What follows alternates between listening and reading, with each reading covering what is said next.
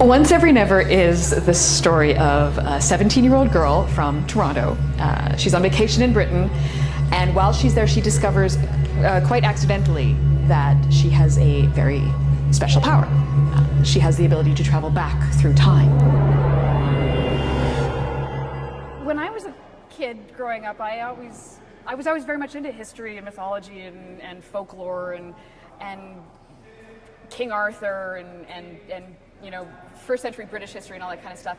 I was really interested in it. So I don't think it ever occurred to me at any point in my youth that it was uncool or that it was uninteresting. And because that's the kind of stuff that has stuck with me, it never even occurred to me that it wasn't something that I should be writing about or that kids wouldn't be interested in, because I was always fascinated by it. And so I thought if it was cool for me, I could make it cool for them.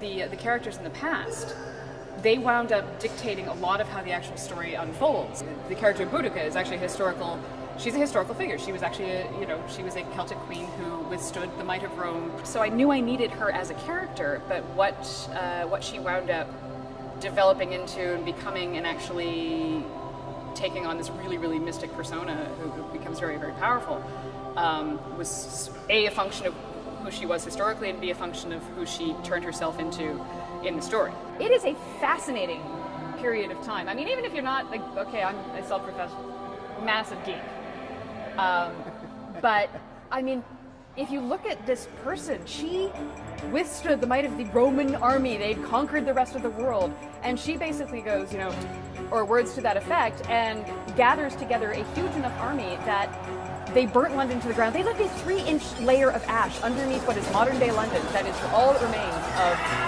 Boudica's rampage. And that is extraordinary. Then, of course, things went horribly south for her, and most of her people were terribly butchered, and badness ensued. But the worm does turn, yes. Yeah, but she left a huge cultural and archaeological and historical footprint on that society and on me when I was a kid. I was very impressionable.